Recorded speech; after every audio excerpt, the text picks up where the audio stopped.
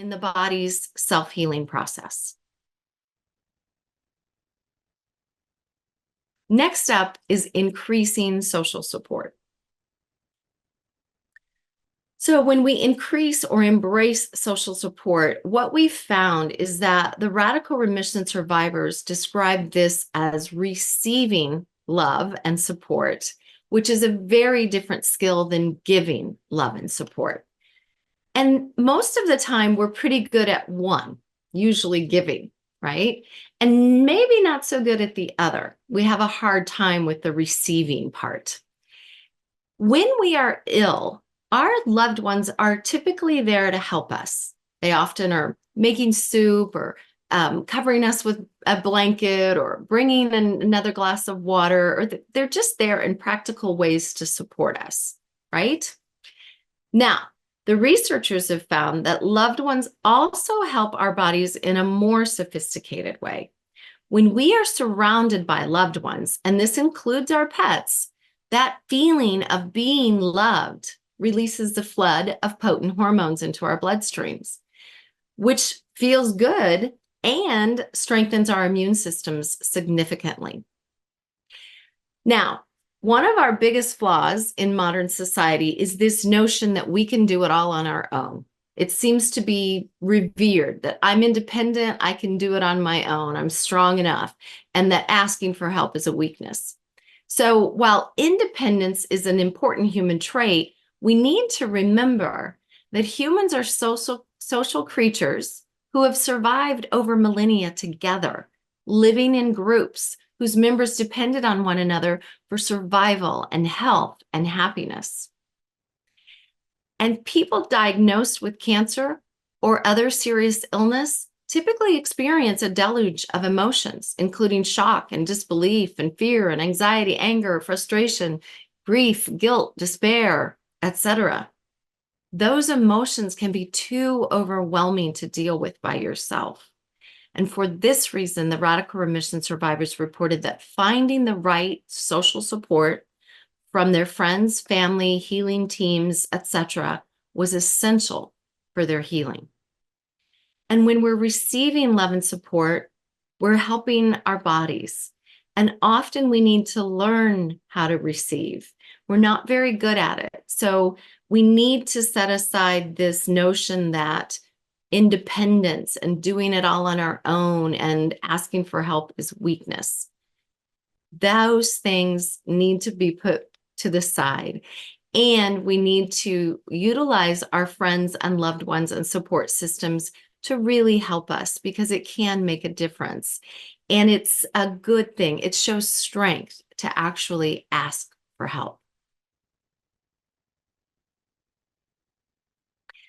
Next up is releasing suppressed emotions. So this is really more about those negative emotions, those low vibration emotions, and certainly releasing anything from the past, but also learning to release what comes up as it comes up.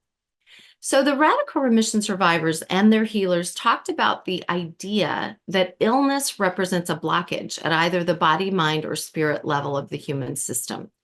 And in contrast, they talked about how health represents movement or freedom.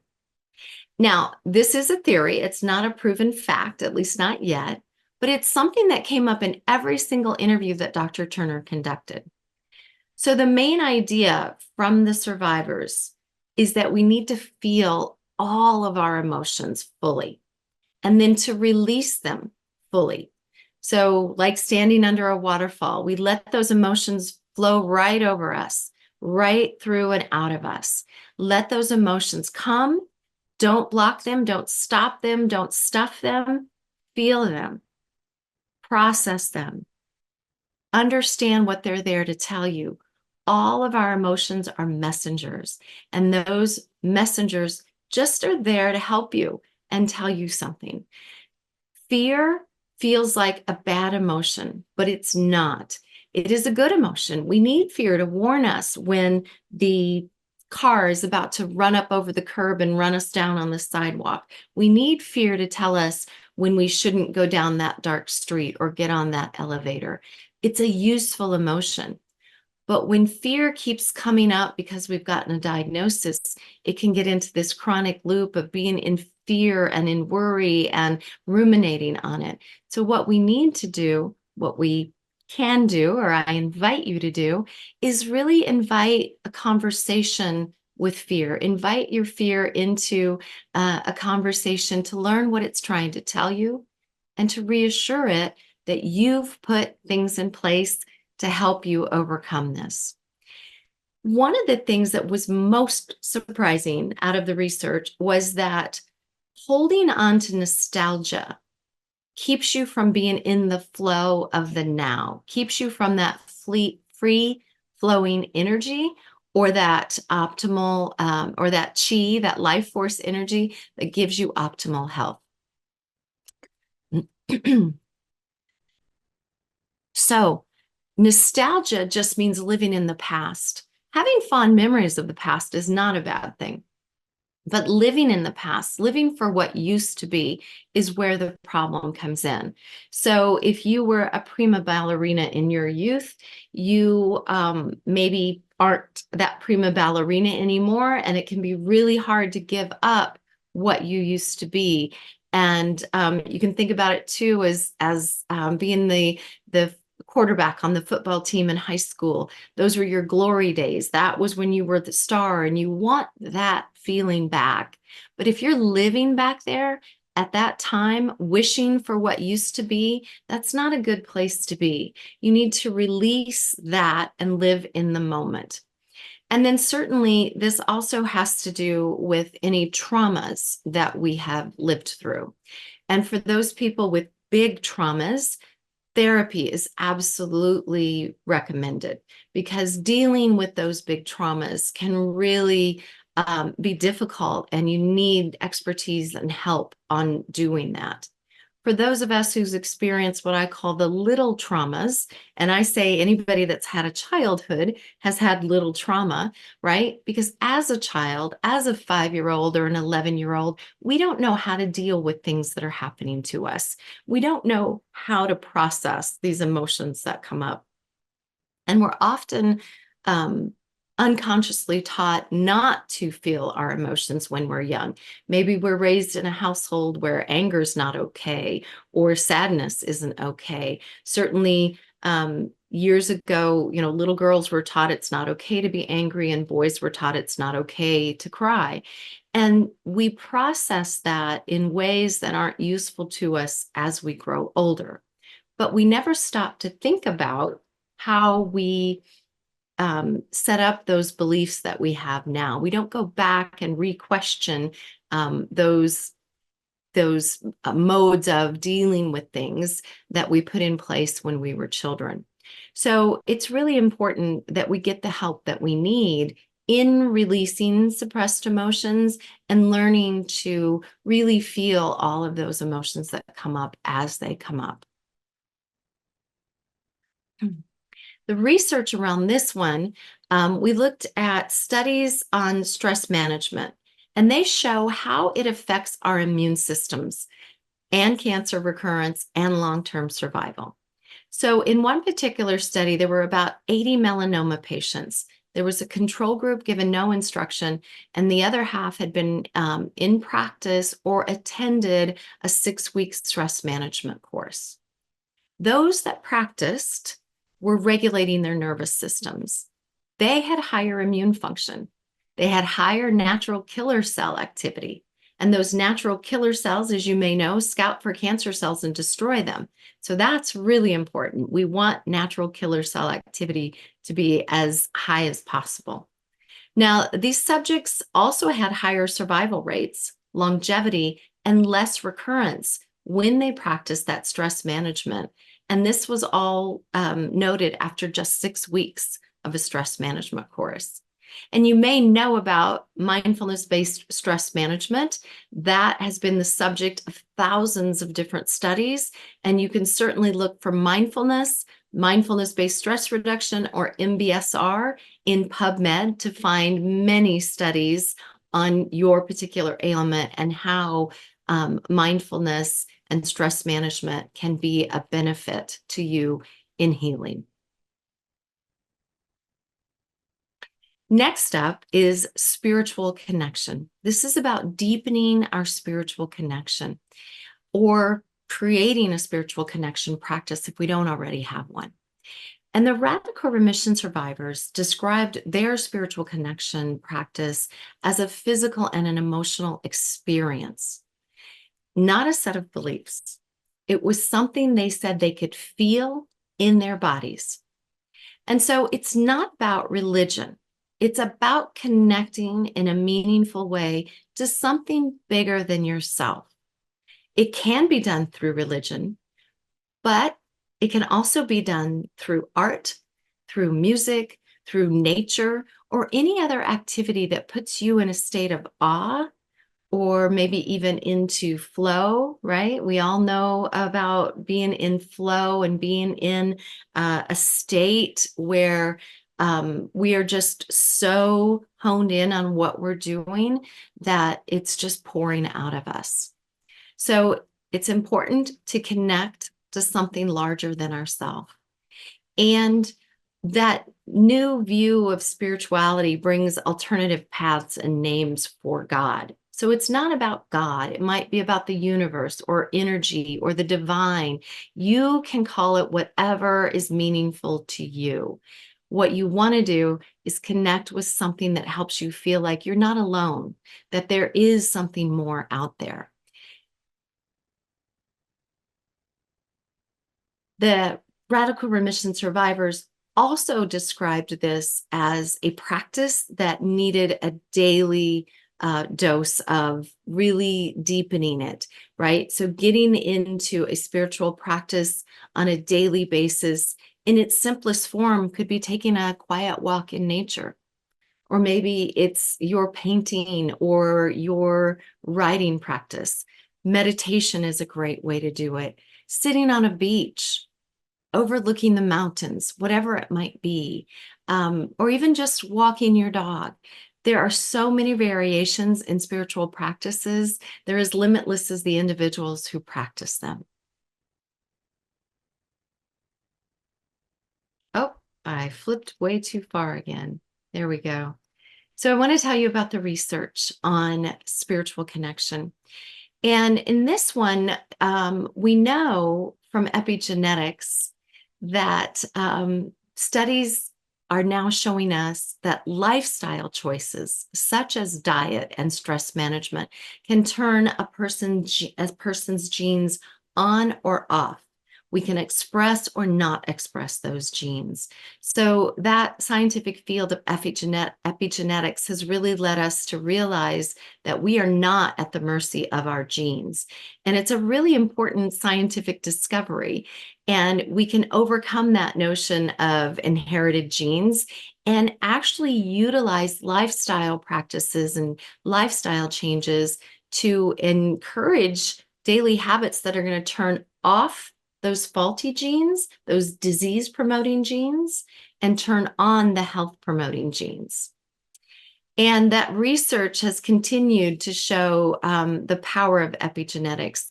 A team of researchers at Massachusetts General Hospital in Boston found that one single meditation session can significantly improve a person's genetic expression. Now, in that study, the researchers first trained a group of novice and experienced meditators in an 8-week relaxation course. After those subjects were comfortable with this meditation method, the researchers evaluated both groups before, during, and after a single meditation session. And they found that a significant number of genes showed increased expression after that single meditation session, including genes that improved a person's energy metabolism, insulin secretion, DNA protection, mitochondrial function, all of which are crucial for cancer prevention. And that single meditation session reduced overall inflammatory and stress responses in their bodies, which is, of course, very helpful in reducing a cancer risk and overcoming a diagnosis. But what was most interesting is that both groups, the novices as well as the expert meditators, experienced changes in their genetic expression. However, those expert meditators experienced a much greater effect, which tells us that it's healthy to start meditating and even healthier to meditate regularly over a period of years. So by all means, start a meditation practice or deepen the meditation practice that you've started. And remember, it is a practice. It's not something that you have to perfect. Sitting down to practice bringing your mind back to your object of focus is certainly a good way to tell your body you want to be in rest and repair mode.